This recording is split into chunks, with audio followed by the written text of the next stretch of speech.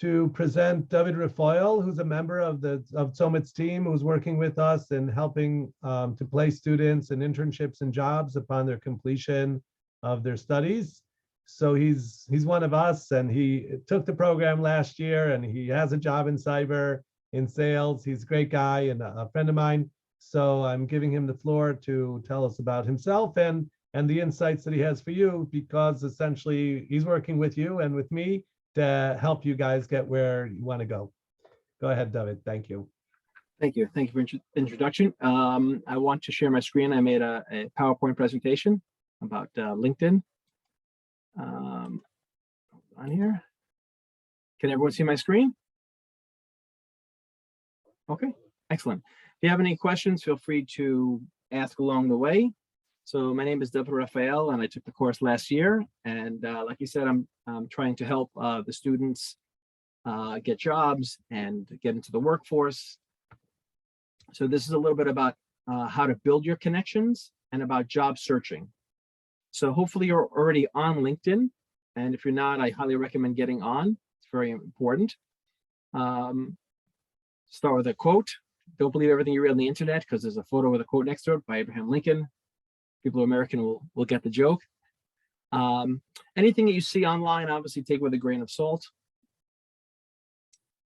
LinkedIn is not Facebook, so keep it professional. It's about promoting your brand. It's about networking, blogging, keeping up with the news on cybersecurity companies, cybersecurity news, things like that. And it's also very good in terms of your finding your first employment in cybersecurity, as well as, down the road, building the connections that are going to help you get jobs in the future as well. So why is it so important to build your network, right? And you're going to want to get up to a minimum of 500 contacts or connections, which may seem like a lot, but it's really not. So again, whether it's looking for a job, whether it's learning more about cyber companies, cyber news, things like that. And the way LinkedIn works is it's not just about your first degree connections. So if you have 100 connections that are first degree, there's going to be a certain amount second and third. So even if you only know 100 people on LinkedIn, that can reach you to, 50 or 100,000. It's all the people that you know, plus all the people they know, plus all the people they know. So sometimes you can, ask for a referral. If you see someone you're connected with, they're connected to someone else. But once you have about 500 or more connections, it makes you more visible, right? It gives you more credibility when a recruiter looks at you, or a hiring manager or other professionals. So what's the difference between follow versus connect? If you look at someone, let's say like Bill Gates, he's not going to want to connect with you, right? Because a connection is a two-way relationship. But you can follow Bill Gates. You can follow, people who are on there. When you send someone a connection request, they can either accept it, deny it, or ignore it. A lot of times it's just ignored. So there's a lot of people on there you're going to want to follow as well. Influencers, people in the industry. And generally speaking, you could only send messages to people once you're connected with them. And this is with the standard LinkedIn. There are premium models where you can send in-mails and things like that. So what I like to do is I click on follow first, and then I send a connection request. So you're already following them. And while you're waiting for the connection request to be accepted or denied, at least you are following them. So you can build your network through people you already know. So just think of all the people you know, all your friends, all your family, and then think the next generation, meaning like all your siblings, their friends, your parents' friends, your kids' friends. Just expand out wide, right? Now there's two ways to connect with someone. You can just click connect, or you can send them a customized invitation with a note. So it really depends why you're contacting them. Like if it's for a specific job or invite someone to a seminar, or if it's just to expand your network, and it depends who they are, right? If it's someone, let's say your brother's friend, they're going to know you. So that you probably don't need to write a customized invitation. So this is something that's little known. You can sync your work and personal contacts. So of course they are going to have your contacts, but at work you could have 1,000 contacts and sync it up. And then once it goes into LinkedIn as a contact, then you can send requests from there. So this is a way to speed up the process. This is also a little known way to get around the limitations. It used to be on LinkedIn, you can send as many connection requests pretty much as you wanted. And now it's about 100 a week. So some people don't think, wow, that sounds so many, but this is an easy way to do it. So you can do it with as many emails as you have. And again, first you put them in there, and then there's a separate thing to send requests to them. Those do not get personalized. They just get sent out. Another way is through LinkedIn groups. It's good to be in groups anyway, to network with people in general. Some of the groups are going to be general ones about cybersecurity, and there's going to be ones that are more specialized, either ones in your area or women in cyber. So you could just, go in there and search, join the groups. And then from there, you can interact with people. You can send them requests. You can see about more people. So who viewed your profile? So this is something interesting, right? Where you can go and click on who viewed your profile. And then what I always do is when anyone looked at my profile, I'd send a connection request. Sometimes they're looking on me by accident, sometimes not. Sometimes they were looking for something specific, but it can't hurt to do that. I've gotten ones when I looked on someone else's profile, they sent me a customized message. Hey, you saw my profile. I don't know if I can help you with anything. Figured we'd connect. So there's tons of LinkedIn templates that you can use depending on your circumstance to send a personalized message, right? Here's just one that I put in there myself. If you met someone at a cyber conference, you can be like, hey, Bob, it's great to meet you at CyberFest. Love to keep in touch, and send that out. A lot of times if I'm at an event, which doesn't happen as much anymore because of Corona, but sometimes I actually pull out my phone and say, let's connect on LinkedIn. What's your name? How do you spell it? And I just send it right there when I'm with them. If you're in sales, LinkedIn templates could be very, very good to do if you're sending out a lot of them. If you're looking for a mentor, you can send that out as well. So here's some novel ways to get more connections on LinkedIn and grow your network.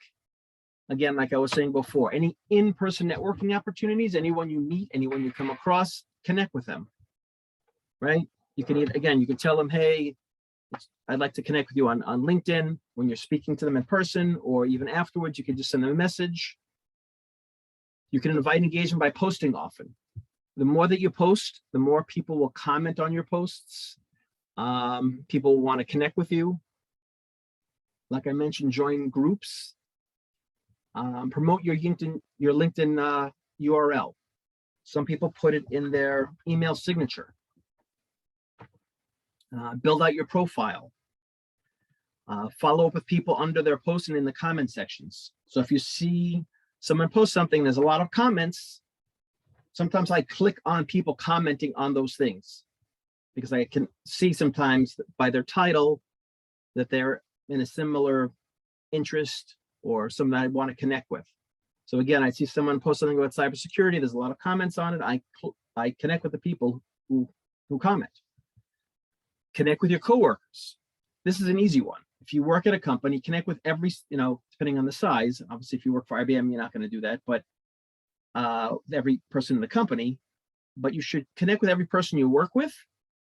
And if you're in a smaller company, connect with every person there. You never know where those people are going to be in 2, 5, 10 years. And it's good, again, to build up those connections. If you have clients, customers, vendors, people, connect with them. Any authors, reporters, speakers, influencers. And again, friends of family members. So recommendations. People can give you recommendations and you can give other people recommendations.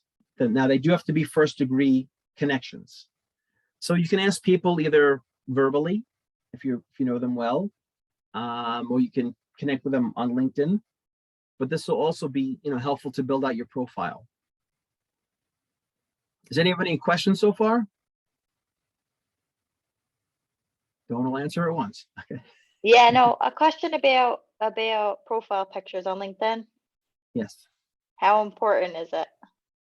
It's kind of important to put it on there. Some people don't like to do it because of privacy issues.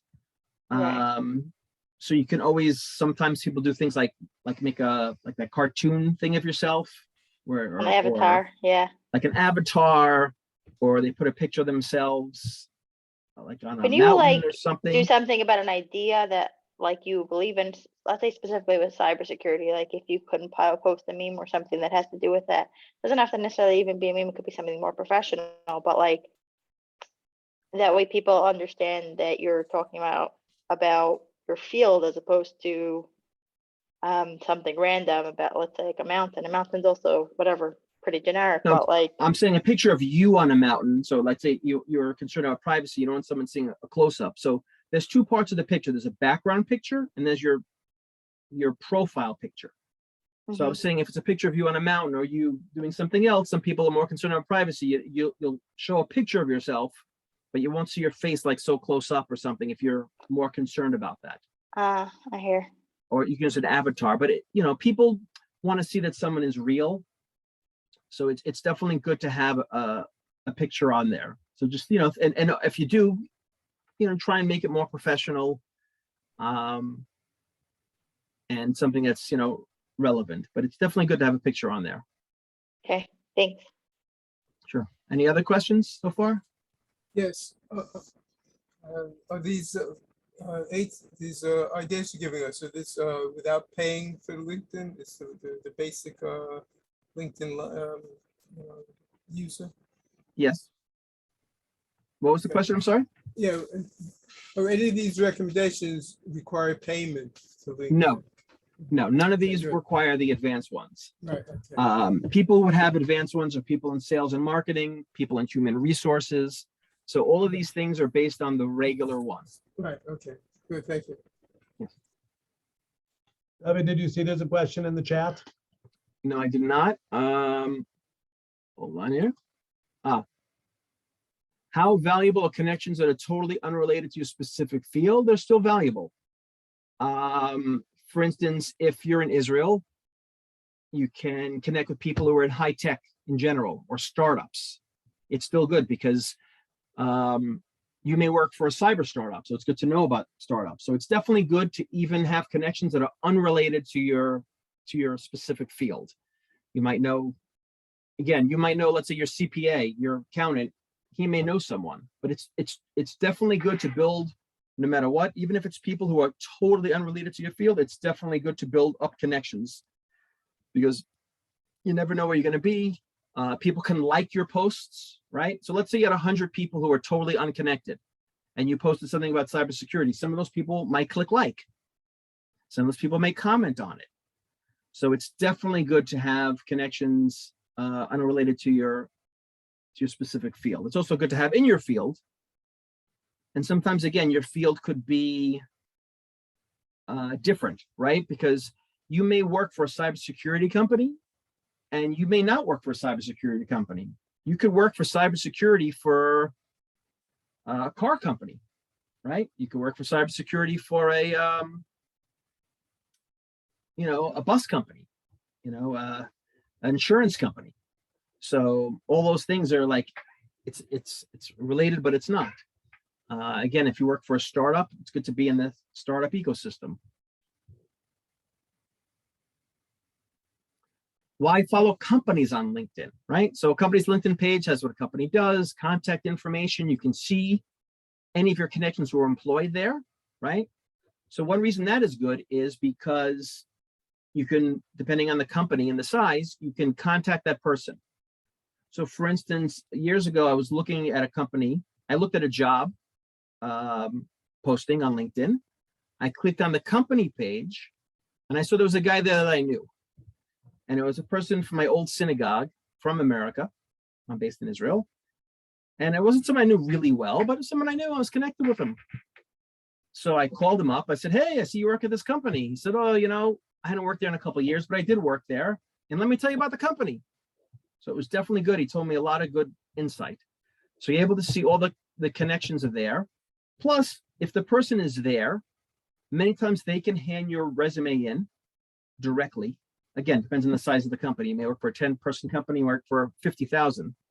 But usually employees have an incentive to find employees. They get some type of money or credit or something. The company has a jobs page so you can see.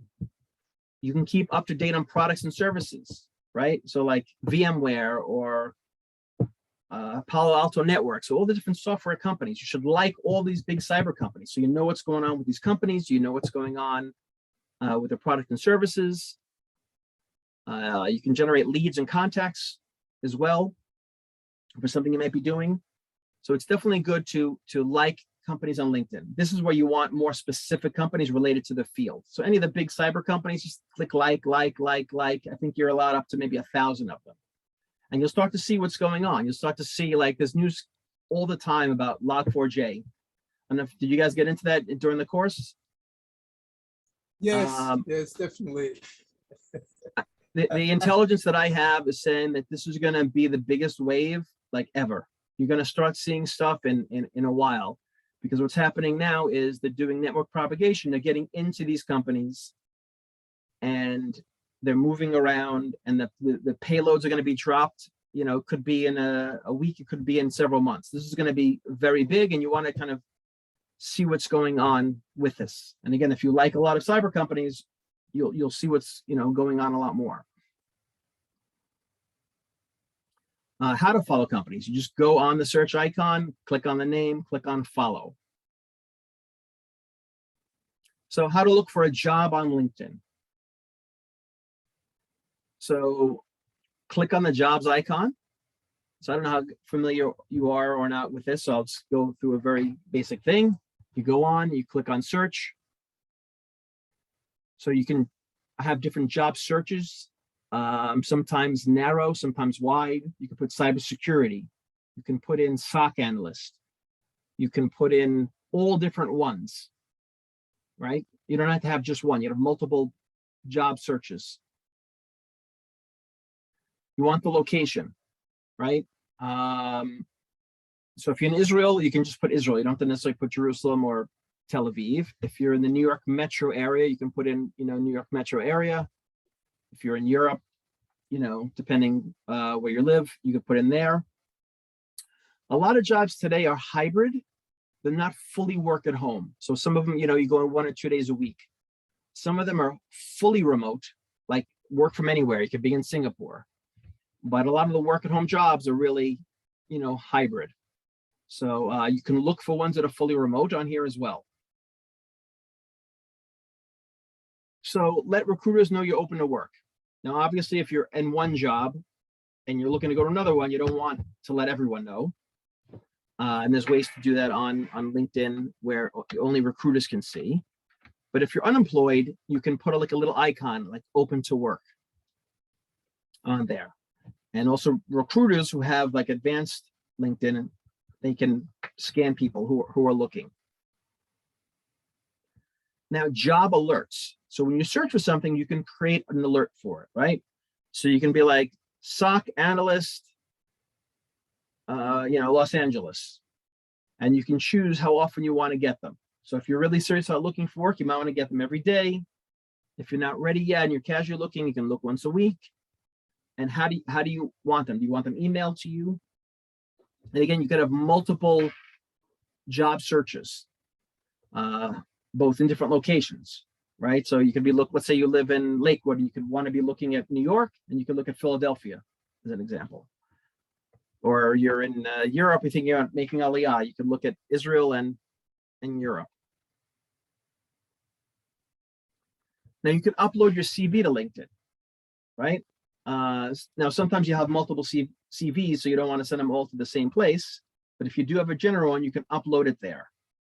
So then when you go to click on apply for job, sometimes it's right through there. And you can just click on it from there. Sometimes when you're looking for work on LinkedIn, it takes you to like a company page outside of LinkedIn. And when you clicked on jobs, there's other resources. There's job alerts, like I mentioned, there's skill assessments, resume builder, interview prep, things like that. So there's a lot of features that you could, also use on LinkedIn. So that's the end of my presentation. If you have any questions, please let me know. I'd love to answer them. David, I would like to add a couple things, one of Sure. which is something you told me, and that is that as people prepare their CVs, they should make sure that it matches their LinkedIn profile.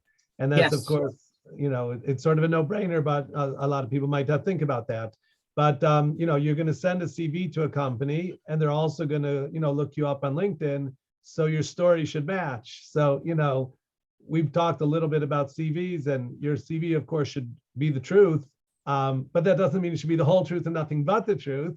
But you do want to make sure that it matches the years and so forth, and your skill set and everything else. You want to The make wording sure. also is very The wording. important.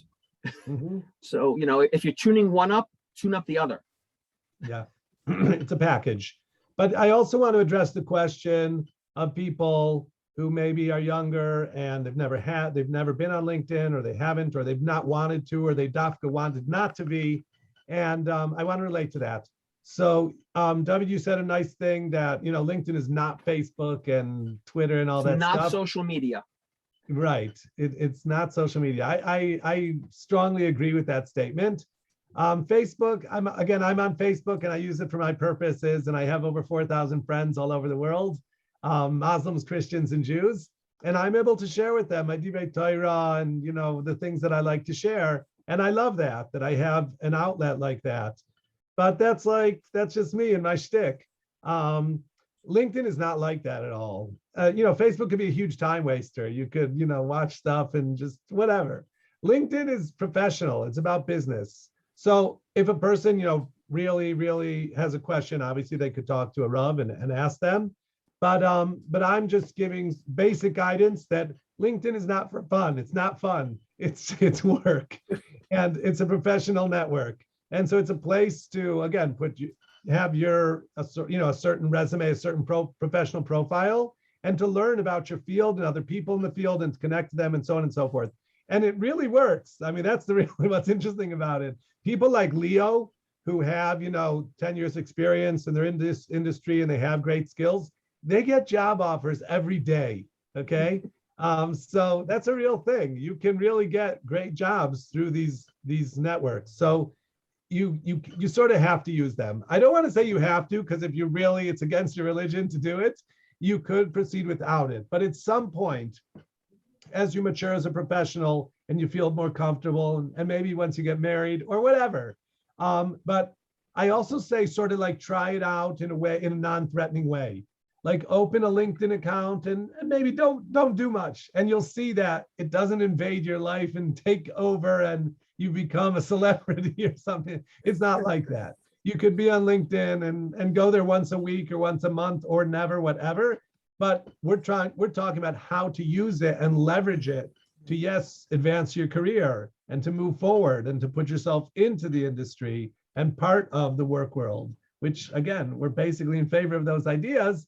With, of course, we're trying to earn a living and stay a from person and be in a certain environment of insulated kedusha, et cetera, et cetera. So it's a balance. And the balance is real, and you have to deal with that on your own level. And it depends who you are and where you're holding in life and so forth. So like Hannah's question, do you have to put a picture of yourself? If you really don't want to put a picture, so don't put a picture, right? There's best practices, and then there's what's right for you. So you have leeway to do what you want. But I think David gave a great presentation of an overview of learning how to use this stuff, because this is where business takes place today. This is how people find jobs and relate to one another. And there's like, I do open the LinkedIn. I get all the time, I get requests to connect with people. And I open it up and I see who they are. And when I open my LinkedIn, I see interesting articles about cybersecurity, this, that, and the other thing. And it does help keep me sort of focused on this ecosystem and what's going on. So I find it a valuable tool. And I think you'll find that too. And I don't think it's threatening or like Bertelsmann and certainly not Pretsuz or anything like that. Facebook is all of the above. Facebook has all those downsides, but LinkedIn really doesn't. It's pretty, to say it's glot, I don't know if it's glot, but it's really kosher and shouldn't be threatening to you. Okay. So, and if anybody wants to talk more about that topic, obviously you could always reach out to me. Yes, Shimon. Yeah, I just wanted to ask David. So a lot of us in this course, we have no at least experience in the cyber field for sure. So as somebody looking for a job in the cyber field, what could we put on the resume or on LinkedIn as something that would impress people? Like we don't have any experience or even degrees from college, some of us, or me. Like for me, I was in yeshiva, I went to Kailo, I'm in Kailo. What could I put on, on my LinkedIn to impress people? Sure. Well, there's a skills thing where you can put on skills. That's number one. But anybody can claim that. Anyone can claim that, absolutely. But don't put stuff that you don't have, right? And you could also put on that you're a student at CyberWise course. I once went to a job seminar years ago here in Israel, and the guy had a lot of the points I knew, but there were two interesting points. He said, listen, I'm dati, I'm religious, I'm wearing a yarmulke. He said, but if you've been in yeshiva for like 10 years, don't put that on your LinkedIn profile or your resume because it's not relevant. Just skip that.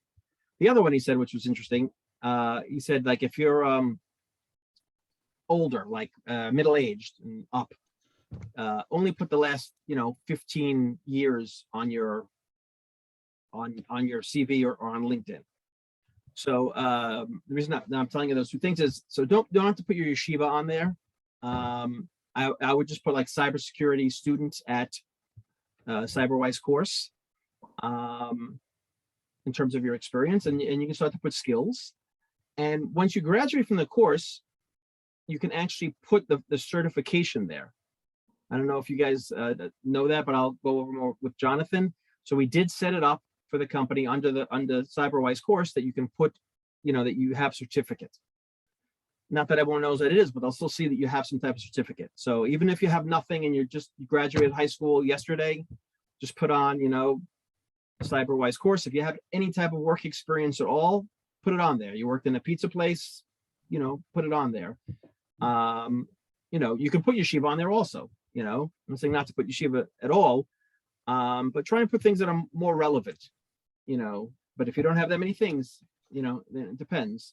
So for myself, I skipped a lot of things that were like way older in my career.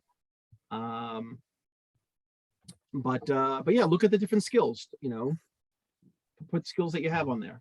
David, I want to add that LinkedIn itself offers like some cybersecurity certifications, like you take a small test or something and you prove that you know certain things and you get like LinkedIn certifications.